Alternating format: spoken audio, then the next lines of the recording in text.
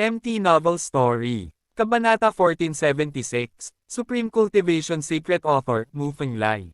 Sa sandaling matapos magsalita si Lu Chen, lumitaw ang boses ni Zuo Zhu na nasa tamang oras. Okay, nandito na ang lahat, ang korte na ito ang personal na manggenguna sa team at dadalhin ka sa mansyon ni Kang Wang. Mabilis na dumating ang isang figure, si Zuo Zhu iyon. Ikaw. Nang makita ni Zuo Zhu si Lu Chen sa unang pagkakataon, laking gulat niya na hindi siya makapagsalita. Din, huminahon ka, huwag kang kabahan, dahan-dahan ka lang magsalita kung may sasabihin ka. Natural na alam ni Lu Chen kung bakit nabigla si Zuo Zhu, kaya ngumiti siya at sinabi iyon. Nakapasok ka na ba talaga sa zone? Wala pang isang buwan, at pumasok ka na talaga sa zone. Magsimula sa kalahating hakbang na God-refining realm, lumagpas sa God-refining realm, lumampas sa Heavenly Tribulation realm, at pagkatapos ay linangin ang kapangyarihan ng Venerable, at sumulong sa Venerable. Panipi, paano mo ito nagawa? Panipi, hindi mo kaya. 5 sakuna lang sa Heavenly Tribulation realm, at gugugol ka ng 5 buwan sa pinakamabilis para malampasan ang mga sakuna. Ikaw, hindi ba kailangan mong malampasan ang mga sakuna? Napatulala si Zuo Zhu at tumingin kay Lu Chen na parang nakakita ng multo. Din, di ba sabi ko na sayo, nakaligtas na ako sa 5 sakuna at hindi ko na kailangan pang tumawid. Sabi ni Lu Chen, ang iyong sinabi ay napakamakatwiran, tila totoo, ngunit hindi ako naniniwala dito. Ngunit sinabi ni Zuo Zhu, nakalahati ka na sa estado ng pagdadalisay ng mga Diyos, at hindi mo panilinang ang primordial spirit, paano mo maitawid ang sakuna? Nalampasan mo na ba ang sinulid ng lana? Ano ang silbi ng pagtawid mo sa sakuna? Panipi, Din, mahirap sabihin sa iyo ng malinaw ang tungkol sa ilang mga bagay, kaya mas mabuting itigil mo na ang pagtatanong.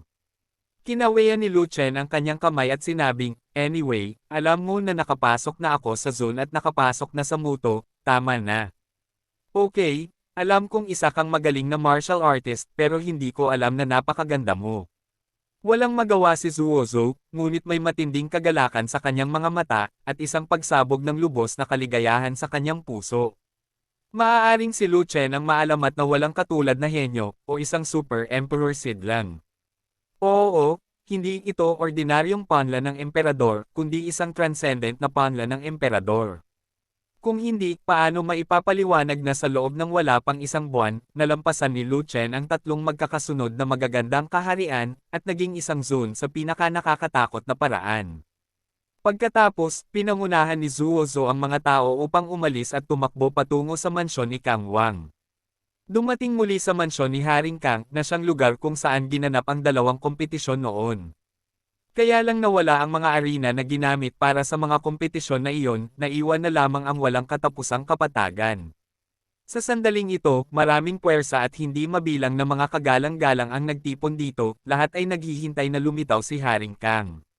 Sa teritoryo ng mansyon ni King Kang, si Haring Kang ang namamahala sa lahat ng mapagkukunan, kabilang ang lihim na kaharian ng Muto.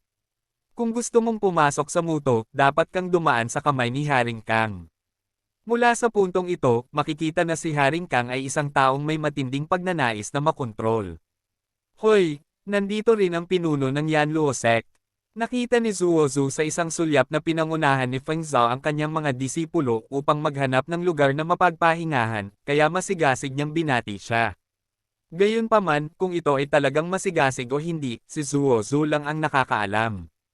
Zuo Zhu, hindi madali para sa Tianhuang Academy na mag-recruit ng mga tao.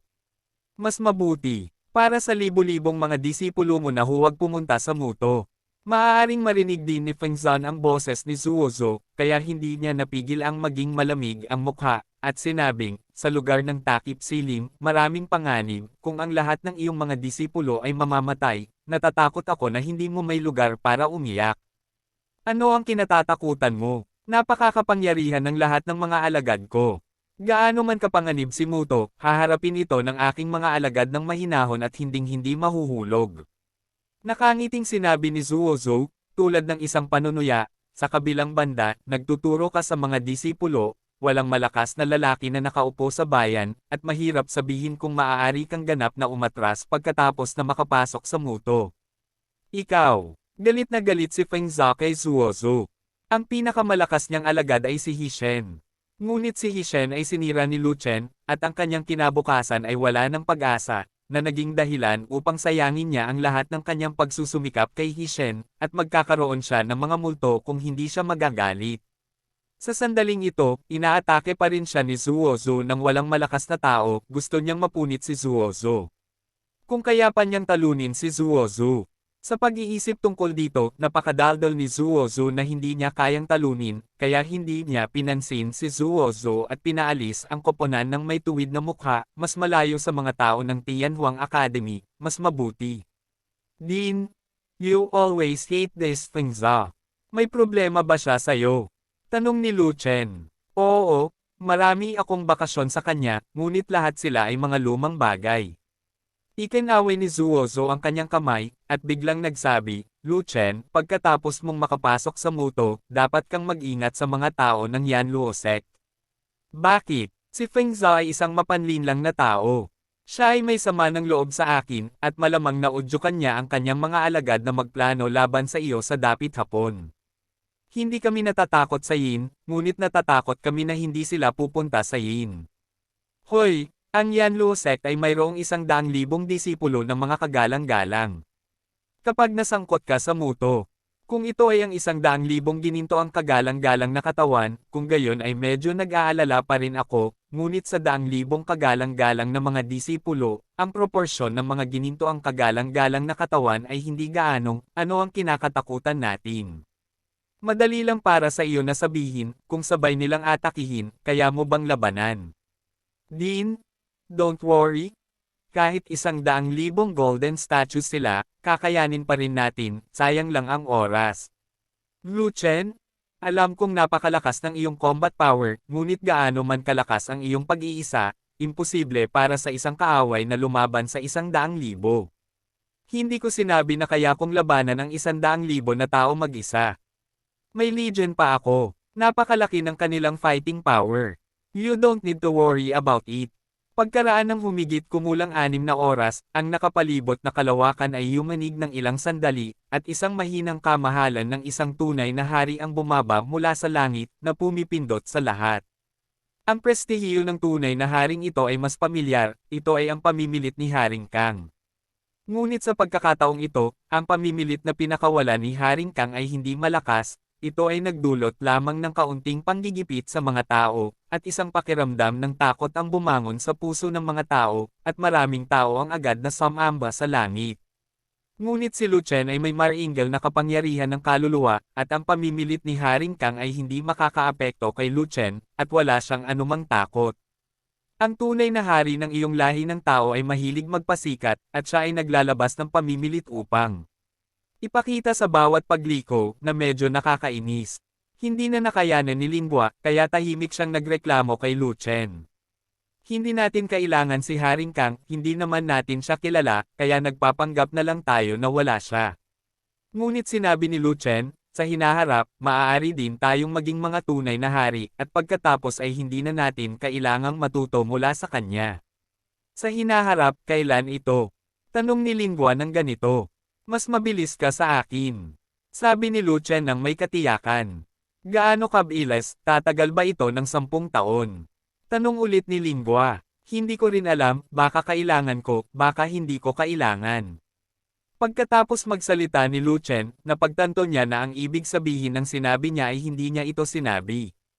At sa sandaling ito, sa itaas ng langit, sa mga ulap, isang figure ang lumitaw ng mahina, at ang marilag na tinig ni Haring Kang ay lumabas.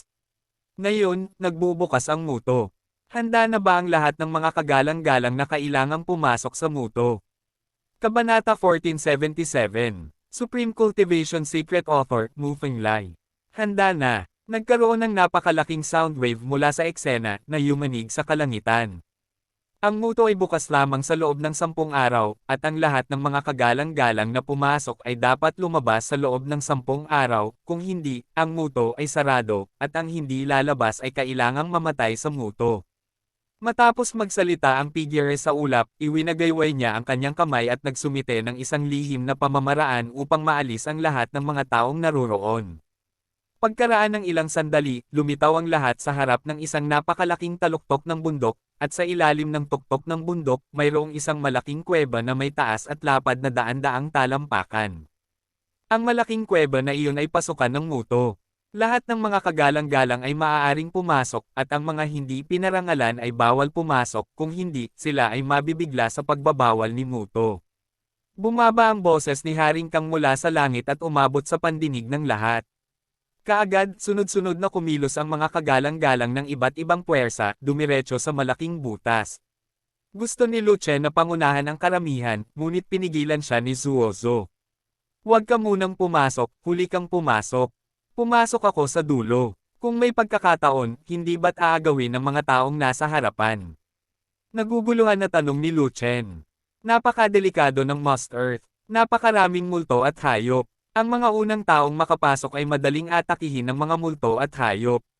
Sinabi ni Zuozo, upang maging ligtas, magiging mas ligtas para sa iyo na pumasok pagkatapos nilang tuklasin muna ang daan. Dahil si Zuozo ang nagayos sa ganitong paraan, sumunod lang si Lu Chen at nagpatuloy na tumayo sa kinaroroonan niya, pinapanood ang mga grupo ng mga kagalang-galang na tropa na nawawala sa pasukan ng Muto. Makalipas ang isang oras, pumasok ang lahat ng mga disipulo mula sa iba't ibang puwersa, naiwan lamang ang mga disipulo mula sa Tianhuang Academy. Zuozo, wala ka bang planong pumasok sa Tianhuang Academy? Sa taas ng langit, may pagtatanong mula kay Haring Kang. Pumasok ka na, napakabihirang pagkakataon, paanong hindi tayo makapasok sa Tianhuang Academy? Nakangiting tumugon si Zuozo, at sinenyasan si Lu Chen, okay, pwede ka nang pumasok. Maghintay. Biglang bumaba ang boses ni Haring Kang, at may labis na pagtataka sa kanyang tono, ang anak na ito ay si Lu Chen, ang nanalo ng potensyal na parangal sa Saint Contest. Eksakto. Nagulat si Zuozo. Kasabay nito, mayroon ding mga pinuno ng maraming puwersa na naroroon, at nagulat sila tulad ni Zuozo. Ang dahilan ng kanilang sorpresa ay napakasimple, ibig sabihin, naalala talaga ni King Kang si Lu Chen. Sa ilalim ng normal na mga pangyayari pagkatapos ng Saint Contest. Kung tama ang pagkakaalala ng aking hari, nasa kalagitnaan pa lang si Lu Chen sa yugto ng pagdadalisay ng mga Diyos sa Saint Contest. Sabi ni Haring Kang. Eksakto. Sumagot din si Zuozo. Isang buwan na lang, bakit siya? Nang sabihin ito ni Haring Kang, hindi na siya nagtanong pa, at iniwan si Zhou para sagutin ang iba. Tumutukoy si King Kang sa kaharian ni Lu Chen, tama ba? Sumagot si Zuozo sa ganitong paraan, ngunit hindi niya sinagot ang kaibuturan ng gustong malaman ni Haring Kang. Tama, paano siya nakalusot sa tatlong magkakasunod na malalaking kaharian at diretsyong nakapasok sa zone? Walang choice si Haring Kang kundi magtanong ng diretso. Hindi ko rin alam ang tungkol dito. Kapag si Lu Chen ay nagsasanay, hindi ako makatingin sa kanya maliban kung siya mismo ang magsasabi ng dahilan. Hindi alam ni Zuozo kung paano sisigot, kaya sinipa na lang niya ang tanong kay Lu Chen. Lu Chen, gusto kong malaman kung paano mo nalampasan ang tatlong magkakasunod na magagandang kaharian. Tanong muli ni Haring Kang. Hindi ko rin alam. Sa saradong pinto lang ako nagpa-practice. Habang nagpa-practice ako, narating ko na ang Venerable Realm. Hindi lubos na kilala ni Lu Chen si Haring Kang, kaya hindi siya sumagot ng totoo, ngunit ang pagsagot ng ganito ay talagang katumbas ng walang sagot.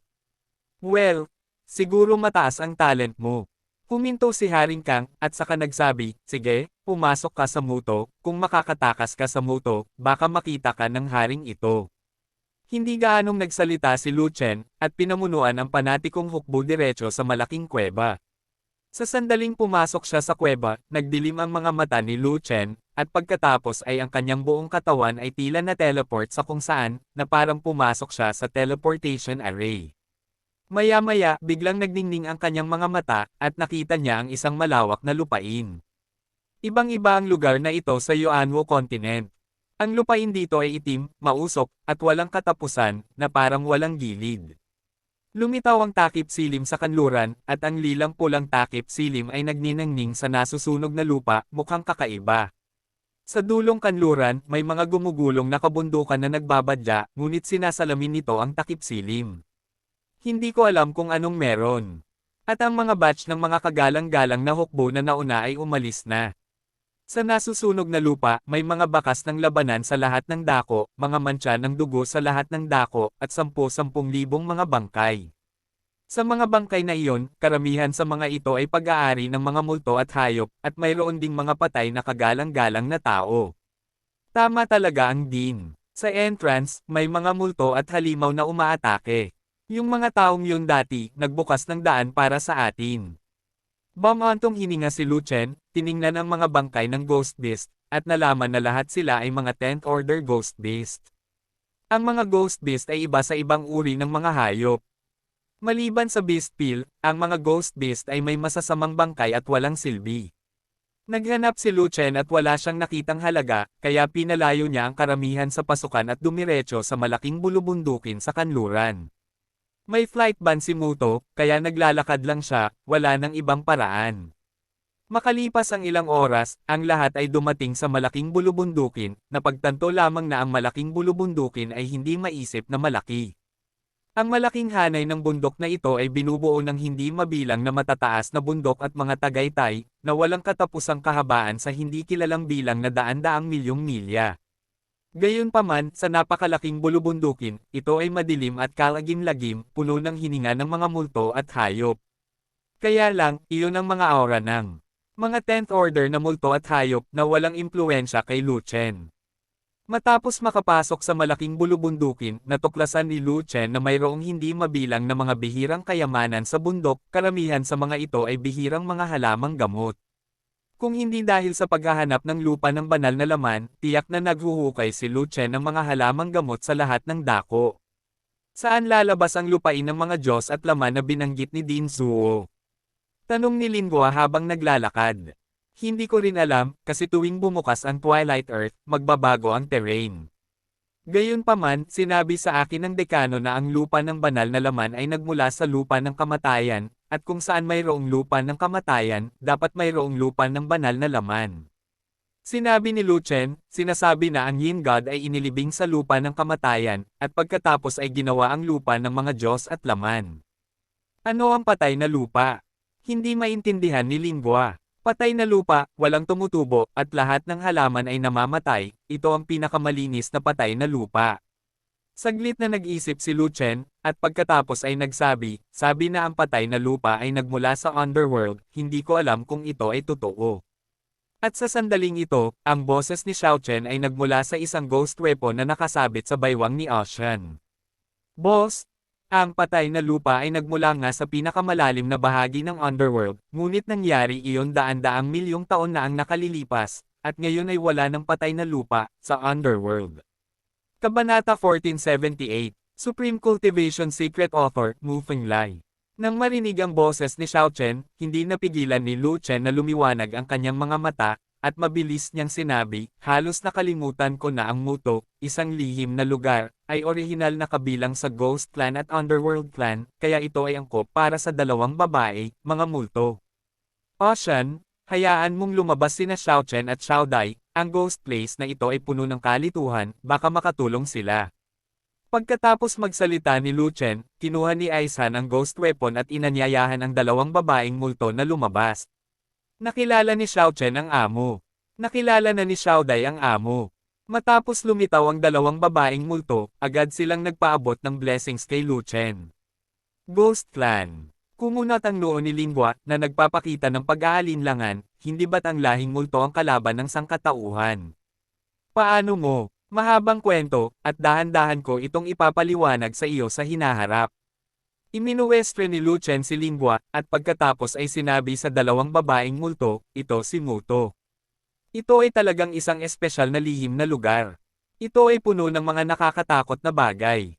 Kung hindi mo alam ito, maaari mong isipin na ikaw ay nasa underworld. Napaka-komportable namin ni Xiao Dai sa lugar na ito. Ang lugar na ito ay dapat nakabilang sa underworld o isang espasyong hiwalay sa underworld.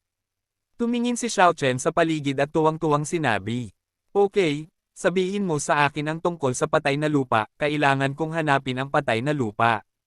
Sabi ni Lucien, hindi gaanong alam ni Xiao Chen ang tungkol sa patay na lupa, at sinabi ko sa iyo ang alam ko ngayon. Nag-isip sandali si Xiao Chen, at pagkatapos ay sinabi, gayunpaman, naghahanap ng patay na lupa ang amo, baka makatulong sina Xiao Chen at Xiao Dai. Paano ka makakatulong? Lumiwanag ang mga mata ni Lu Chen. Ang lahi nating aswang ay partikular na sensitibo sa mga bagay na yin. Ang patay na lupa ay ang pinakain na bagay. Nararamdaman natin ang lokasyon ng patay na lupa. Sabi ni Xiao Chen. Kung gayon ano pa ang hinihintay mo? Bilasan mo at manguna. Hanapin natin ang patay na lupa sa lalong madaling panahon at kunin ang magandang pagkakataong ito. Pagkatapos nito, mawawalan ng dignidad ang lahat at magiging banal sa lalong madaling panahon. Tuwang-tuwa si Lu Chen. Gayunpaman, ang patay na lupa ay ang pinakain na bagay, ito ay ang lupa ng kamatayan, lahat ay patay, ito ay hindi isang malaking pagkakataon sa lahat. Si Xiao Chen ay labis na naguguluhan, bukod dito, hindi mo basta-basta mahawakan ang patay na lupa, kung hindi, ikaw ay minumulto ng espiritu ng kamatayan, at walang lugar na malibing sa iyo kapag ikaw ay namatay. Oh, let's put it this way. Ang malaking oportunidad natin ay hindi ang patay na lupa, kundi ang lupain ng mga Diyos at laman sa gilid ng patay na lupa. Pagkatapos ay ipinaliwanag ni Lu Chen kay Xiao Chen, narinig mo na ba ang tungkol sa lupain ng mga Diyos at laman? Nabalitaan ni Xiao Chen na mayroong isang alamat sa ating ghost clan na ang Yin God ay minsang namatay sa isang lugar, at ang katawan ng Yin God ay naging lupa ng laman ng Diyos, na lubhang kapaki-pakinabang sa kagalang-galang. Sabi ni Xiao Chen, well, ang alamat ay medyo naiiba, ngunit ito ay halos pareho. Tumango si Lu Chen at hinimok, anyway, hanapin mo lang ni Xiao Dai ang patay na lupa. Lahat ay naghihintay sa magandang pagkakataong ito. Nararamdaman nating mga multo ang mga bagay na yin, ngunit kailangan nating nasa loob ng isang tiyak na distansya upang maramdaman ang mga ito. Tumingin si Xiao Chen sa paligid at sinabing, ngayon ay hindi ko na maramdaman ang anumang bagay na yin. Ang patay na lupa ay dapat na masyadong malayo sa akin, lampas sa aking sensing range. Pagkatapos ay maghanap kung saan-saan, hanapin ang patay na lupa bago ang iba. Sabi ni Lu Chen, Boss, huwag kang mag-alala, ang iba ay hindi pinamumunuan ng Ghost Clan, at hindi ganoon kadaling hanapin ang patay na lupa. Ngumiti si Xiao Chen, pagkatapos ay itinuro ang kanluran, iminumungkahi kung pumunta sa kanluran, sa ilalim ng normal na mga pangyayari, ang patay na lupa ay nasa kanluran. Kaagad na may malaking kaway ng kamay, pinangunahan ni Lu Chen ang mga tao upang sundan ang dalawang babaeng multo sa kanluran ng malaking bulubundukin. Sa daan, umakyat siya sa hindi mabilang na mga bundok, pumatay ng hindi mabilang na mga multo at hayop, at naglakbay ng hindi mabilang na milyon-milyong milya. May tao sa unahan. Biglang gumawa ng boses si Xiao Chen na nangunguna sa daan. Bumalik muna kayo ni Xiao Dai sa ghost device. Mabilis na sinabi ni Lu Chen na hindi maginhawa para sa dalawang babaeng multo na magpakita, kung hindi, mahihirapan siyang magpaliwanag ng malinaw kung sila ay nakita ng iba. Kung tutuusin, ang lahi ng multo ay laban pa rin, at tiyak na magdudulot ng gulo ang kanilang panatikong hukbo na may dalawang babaeng multo. Tamang-tama, libu-libong milya sa unahan, mayroong maraming mga kagalang-galang na lahi ng tao na nakikipaglaban. Ang kalaban ay hindi mga multo at hayop, ngunit ang mga kagalang-galang ng angkan ng Ming. Mayroong kabuoang 500,000 kagalang-galang ang angkan ng Ming, na lahat ay makapangyarihan at makapangyarihan. At ang mga taong kagalang-galang na iyon ay mga alagad lamang ng ilang puwersa, at hindi hihigit sa 100,000 katao sa kabuuan. Pinaliligiran sila ng hukbo ng mga kagalang-galang mula sa Mingzhou, at marami na ang nahulog. Nang walang sabi-sabi, direktang pinangunahan ni Lu Chen ang panatikong hukbo upang lumaban, at sinaksak ang Hades sa likod. May mga tao mula sa lahi ng tao, ngunit hindi marami. I'll go. They are not much in number, but they are powerful. Natalo na ang left wing natin. Magmadali at hatiin ang lakas tao, at pumunta upang sirain ang maliit na pangkat ng sangkatauhan. Ang mga tao ng angkan ng Ming ay biglang inatake, na nagdulot ng mabibigat na casualty, at sila ay natarante sandali. 9-turn Dragon Formation, kunin ang pataas na posisyon ng Dragon, at direktang umatake. Si Yuli, na namamahala sa Battle Formation, ay sumigaw ng malakas, at ang buong Legion ay agad na nagbago ng forma sayon. Sa isang iglap, ang hukbo ng Ming Clan ay natalo sa kaguluhan. Shield Defense, ang langit ay puno ng hangin at ulan. Array, Array ng mga bakal. Amulet, lahat ng bagay sa mundo. Organ, trap array. Sa tunog ng matataas, maikli, mataba at manipis na boses, agad na lumakas ang depensa ng Fanatical Legion. Isa-isang bumangon ang mga banal na kalasag at binasbasan ang lahat ng mga sundalong Legion. Sunod-sunod na dumaong ang mga pormasayon, na babalot sa pormasayon ng labanan. Isang dagat ng mga anting-anting ang lumitaw, na nakapalibot sa buong hukbo, at nang hawakan ito ng kaaway, agad na lumitaw ang mga guni-guni.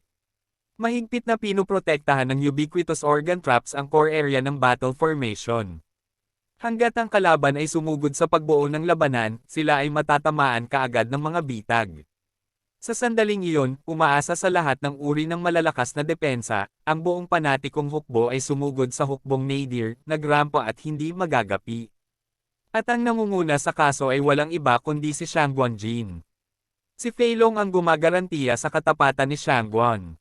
Sa magkabilang panig ng Shangguanjin, mayroong Ruhwa, Quan Sheng, Magia at Niu Ding ayon sa pagkakabanggit.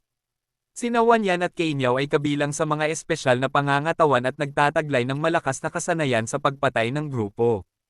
Hinawakan nila ang pormasayon sa kaliwa at kanang gilid ng Legion ayon sa pagkakasunod-sunod, naglalabas ng mga dagat ng apoy at kulog upang itaboy ang hindi mabilang na mga kagalang-galang ng angkan ng Ming na nagtangkang patayin sila mula sa mga gilid. Hindi lumabas si Lingua at ang 10 kasambahay upang patayin ang kalaban, bagkus ay umupo sila sa gitna ng battle formation upang pigilan ang kaaway na sumugod at guluhin ang battle formation.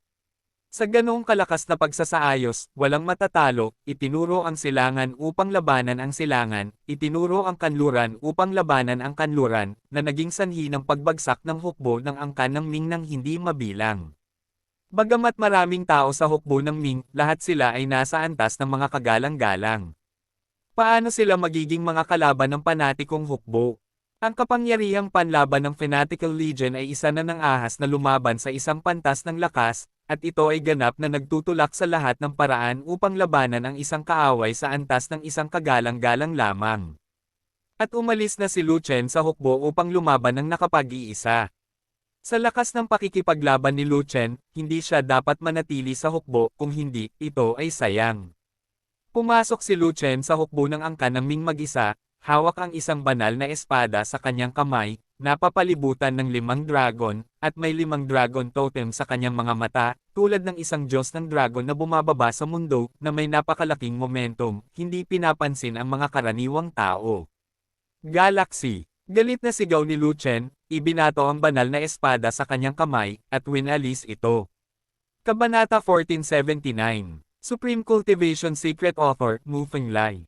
Sa pamamagitan ng isang pagwawalis ng espada, ang hangin at mga ulap ay lumundag, ang espasyo ay gumuho, at ang walang laman ay nabuksan. Ang buong lugar ay nasa ilalim ng tama ng espada, at walang nakaligtas. Sa isang iglap, libo-libong Mingzu Venerables ang pinugutan ng ulo at nagkapira-piraso. Matagal nang hindi ginagamit ni Lu Chen si Xinghe. Sa oras na ito, kinubkob ng angkan ng Ming ang sangkatauhan, kaya natural na pinili niya kaagad si Xinghe. Ang Xinghe, ang mid-level na sky rank, ay isang napakataas na ranggo, at kabilang sa group killing skill. Ngunit ang mga kasanayan sa labanan sa ilog ng bituin ay seryosong hindi kumpleto, isang form lamang ang magagamit, at ang kapangyarihan nito ay limitado. Ang mga target na maaaring patayin ni Xinghe sa mga grupo ay mas mababa kaysa sa katumbas na kapangyarihang labanan ni Lu Chen, at hindi sila banta sa santo sa kasalukuyan. Maging ang Golden Body Venerable, sa loob ng strike range ng espada ni Xinghe, ay makakaranas lamang ng pinsala sa iba't ibang antas, at hindi babagsak. Ngunit sa ilalim ng kagalang-galang na gininto ang katawan, walang libingan para sa kamatayan. Kung ang Galactic Battle Skill ay maaaring kumpleto at ang hindi kumpletong nilalaman ay maaaring punan, kung gayon ang kapangyarihan ay tiyak na mas mataas, hindi masyadong mahina. Nakakalungkot lang na sa tambak ng mga hindi kumpletong libro sa Book Pavilion ng Tianhuang Academy, walang nawawalang bahagi ng Xinghe. Tila tulad ni Zantian, si Xinghe ay hindi ang kasanayan sa pakikipaglaban ng Tianhuang Academy, ngunit kabilang sa ibang mga lugar. Sunod-sunod na espada ang naputol, at sunod-sunod na piraso ng mga kaaway ang bumagsak, pumatay sa isang hukbo ng 250,000 Mingzu Venerables, umiiyak para sa kanilang ama at ina. Siya yun. Siya si Lu Chen. Ang isang tao na may isang espada ay maaaring pumatay ng libu-libong mga kagalang-galang kahit isang santo na may tato na buto ay hindi magagawa. Huwag mong sabihin na hindi kaya ng Bone Tattooed Saint, hindi rin kaya ng ordinaryong Jade Bone Saint. Gumagamit si Lu Chen ng group killing technique. Napakataas ng skill level. Ito ay isang napakabihirang high-level group killing technique. At mataas ang combat power ni Lu Chen. Ang group killing technique na ipinapakita ay natural na napakalakas. Kung tama ang pagkakaalala ko, isang buwan na ang nakalipas, tinalo ni Lu Chen si Ning Feng mula sa Kangpalas ng may napakalaking lakas sa Saint Contest, at nanalo ng Potential Award. Ang kanyang combat power ay mas malakas kaysa sa sinumang Bone Tattooed Saint. Yu Jade Bone Saint. Natatandaan mo pa ba na noong nasa Saint Contest si Lu Chen, nasa kalahating hakbang pa lang siya ng pagdadalisay sa mga Diyos, at isang buwan na lang. Panipi, tama, naaalala nating lahat ang kalahating hakbang na iyon, sa pagpinos sa mga Diyos para makipagkompetensya sa isang Saint-level na kompetisyon, at kahit nanalo ng Saint-level Potential Award, hindi mahalaga kung sa tingin mo ay hindi ito kahanga-hanga. Isang buwan na lang, at pumasok na talaga siya sa zone. Paano siya nakapasok sa zone sa napakaikling panahon? Upang umunlad mula sa kalahating hakbang na pagdadalisay ng Diyos tungo sa isang kagalang-galang, kailangan mong lampasan ang 3 pangunahing kaharian. Aabutin ng 5 buwan sa pinakamabilis para sa 5 sakuna sa estado ng kapigatian sa langit lamang. Paano siya naging isang kagalang-galang sa isang buwan? Hindi makatwiran, sobrang abnormal. Ang 100,000 katao ay nasa desperado na sitwasyon, at nang bigla nilang makita si Lu Chen na dumating upang iligtas, lahat sila ay nagulat at natuwa, at sila ay labis na nabigla sa lakas ng pakikipaglaban ni Lu Chen, at lahat sila ay nag-usap tungkol dito. Tingnan mo ang likod ng Mingzhou, may isang malakas na koponan na nagmamadaling pumatay, at ang likuran ng Mingzhou ay halos nakakalat. Ito ay isang maliit na koponan, hindi hihigit sa 5,000 katao, ngunit panipi. Pero ano? Ngunit sila ay mga disipulo ng Tianhuang Academy, ngunit ang kanilang kapangyarihan sa pakikipaglaban ay napakalakas, tama. Tama, ano ang nangyayari sa Tianhuang Academy ngayon, bakit lahat ng mga disipulong tinatanggap nila ay napakakapangyarihan? Sa tingin ko gaano man kalakas ang 5,000 tao na iyon, hindi sila kasing lakas ni Lu Chen. Totoo iyan. Si Lu Chen ay pumatay ng 1,000 gamit ang isang espada, at 10,000 gamit ang 10 espada. Ito ay mabilis at mabilis. Ang kabuuang bilang ng mga kaaway na napatay ng lahat ng angkan dito ay malamang na hindi kasing dami ni Lu Chen lamang. Nakakatakot talaga ang combat power ni Lu Chen. Nakakatakot din ang combat power ng 5,000 katao sa Tianhuang Academy, gaano katagal bago sila napatay. Ang bilang ng mga kaaway na napatay ay mahigit 100,000 din sa atin. Panipi. Mula sa puntong ito, ang Tianhuang Academy ay tumaas, at hindi natin dapat maliitin ang Tianhuang Academy sa hinaharap. Kung wala kang gagawin, huwag mong guluhin ang Tianhuang Academy, para hindi ka magkagulo para sa iyong sarili. Pagkaraan ng ilang sandali, nakita ang Fnatic Legion na sumugod muli mula sa likod ng Hades. Ang mga taong kagalang-galang na iyon ay nagulat muli at sinabi ang parehong bagay ng sunod-sunod. Ngunit sa sandaling ito, ang hukbo ng mga Panginoong Nadir ay inatake ng panatikong hukbo, at sila ay nasa kaguluhan. Lalo na sa pag-atake ni Lu Chen, ang hukbo ng Ming ay natalo at nasa bingit ng pagbagsak. Ang kabataang iyon ay ang Panginoon ng lupa lamang, at talagang hindi makatwiran na patayin ang napakarami sa atin.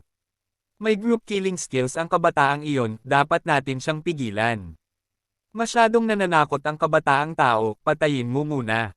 Sa ibaba ng kagalang-galang na gininto ang katawan, lumayo sa kabataan ng tao, at iwasan ang saklaw ng espada ng kabataang tao. Lahat ng gintong kagalang-galang ng angkan ng Ming. Nang makitang napakaraming tao ang napatay ni Lu Chen, maraming gintong estatwa ng hukbo ng Ming ang nagalit at sumigaw ng sunod-sunod. Sa isang iglap, ang libu-libong gintong kagalang-galang ng angkan ng Ming ay sunod-sunod na sumugod kay Lu Chen. Sa pagharap sa mga kaaway na papasok na parang tidal wave, hindi nagpakita ng takot si Lu Chen, at patuloy na pinutol ang kalawakan at winalis gamit ang kanyang espada. Ang talim ng espada ay nasa lahat ng dako, na may radius na 10,000 talampakan, na tumatawid sa kawalan, at ang kapangyarihan ng espada ay laganap. Maraming makapangyarihang gininto ang kagalang-galang ng angkan ng Ming ang sumugod, at nang makapasok na sila sa hanay ng Xinghe, lahat sila ay tinamaan, at lahat sila ay nasugatan ng mga espada ng sunod-sunod. Ang mga gintong estatwa ng Hades ay nasugatan sa iba't ibang antas, ang ilan ay malubhang nasugatan at nahulog, ang ilan ay nasugatan at naantala, ngunit mas maraming tao ang sumugod laban sa pinsalang dulot ng espada, at si Lu Chen ay naglunsad ng pag-atake. Kamay ni Tian Tian. Dahil nasabit ng maraming gininto ang kagalang-galang ng angkan ng Ming, kinailangan ni Lu Chen na isuko si Xinghe, at iniunat ang kanyang mga kuko gamit ang kamay na nanginginig sa langit upang palayasin ang kaaway. Kahit na ang kamay ni Lu Chen na nakakabasag ng langit ay hindi kasing lakas ni Zhang Tian, isa pa rin itong middle grade sky rank combat skill. Hindi problema ang pumatay ng isang santo ng lakas, lalo pa ang isang gintong kagalang-galang. Kunin ito gamit ang isang kamay at direktang i-lock ang kalaban. Kapag nahuli mo ang isa, sisubog ka kapag nahuli mo ito. Boom boom boom boom. Ang tunog ng mga pagsabog ng katawan ay yumanig sa lahat ng direksyon. Humawak si Lu Chen ng higit sa 10 beses na sunod-sunod, at mahigit 12 gintong Panginoon ng angkan ng Ming ang nahuli at sumabog. Ang mga laman at dugo ay lumipad sa buong kalangitan, na naging mga gininto ang mga kanapi ng dugo, at nagwiwisik sa lupain ng nguto. Gayunpaman, mayroong 10,000 gininto ang katawan na kagalang-galang ng angkan ng Ming, at hindi sila natatakot sa kamatayan.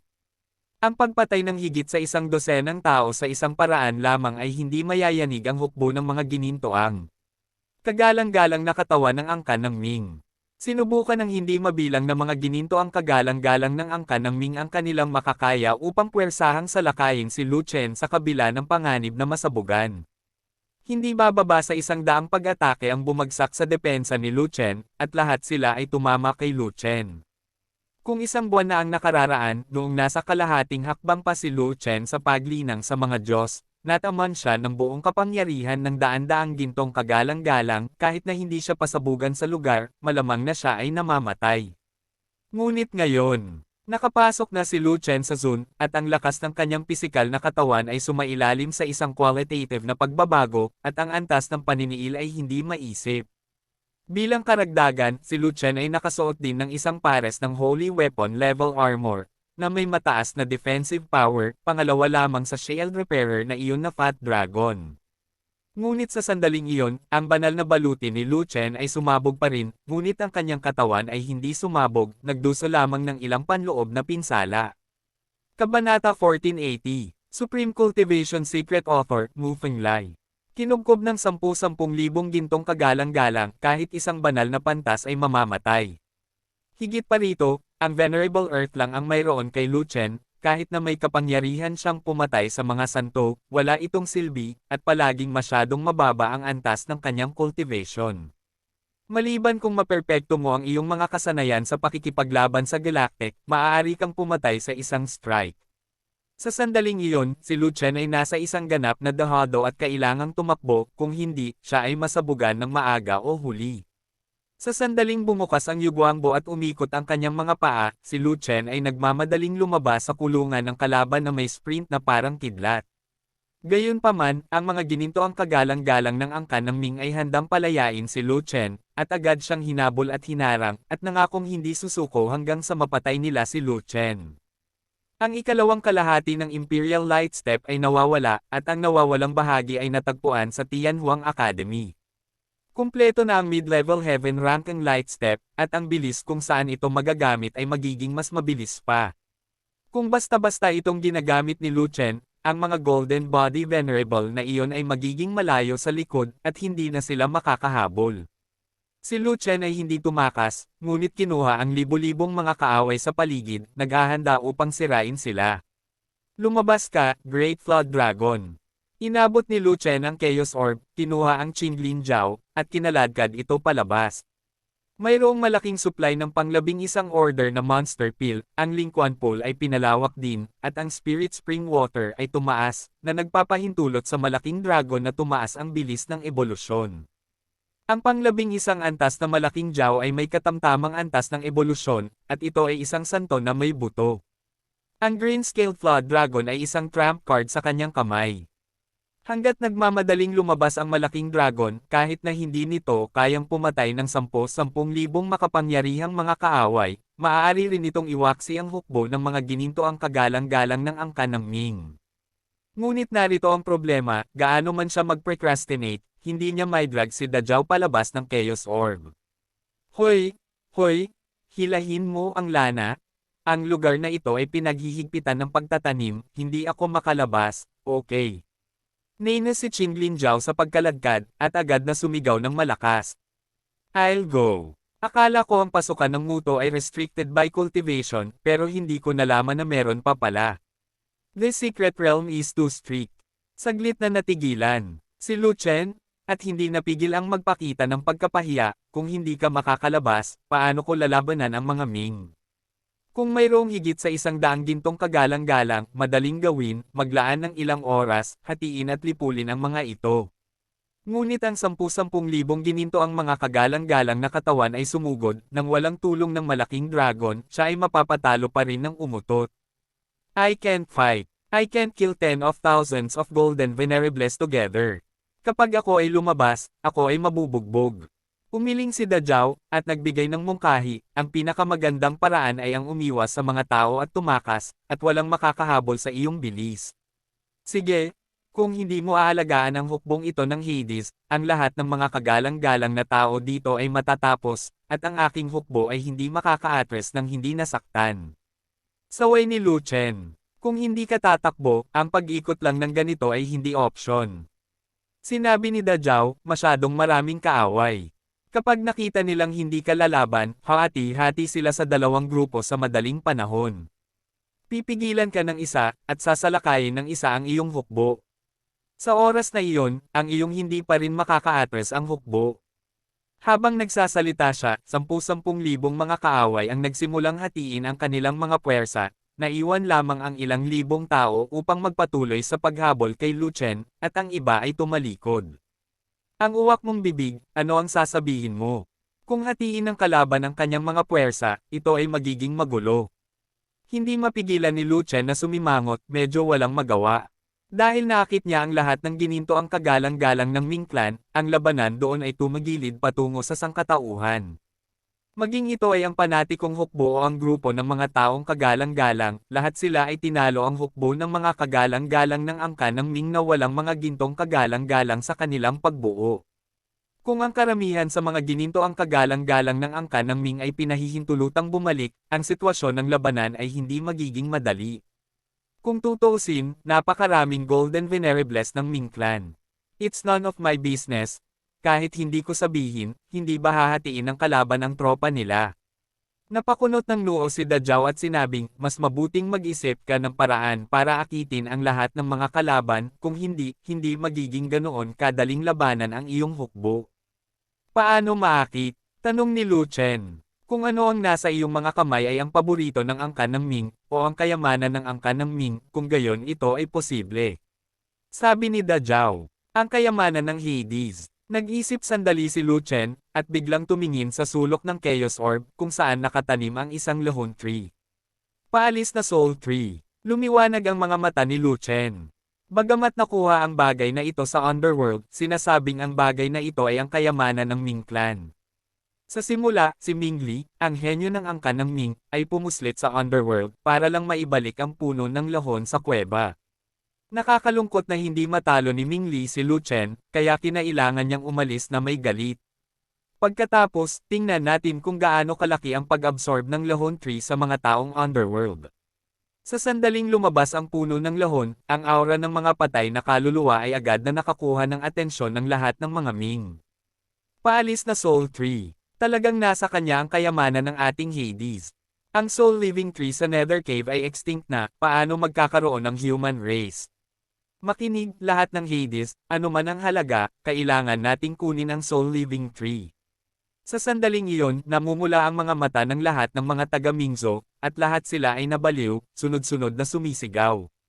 Ang grupo ng mga buong katawan na kagalang-galang ng angkan ng Ming ay hindi bumalik sa orihinal na larangan ng digmaan, ngunit patuloy na hinabol si Lu Chen, nanunumpa na manghuli ng mga puno at papatay ng mga tao.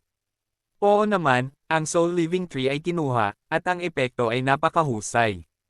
Tumawa ng malakas si Lu Chen, nagpatuloy sa pagtapak sa ilaw, at pinangunahan ang isang hukbo ng mga gintong estatwa ng Hades na tumakbo sa paligid.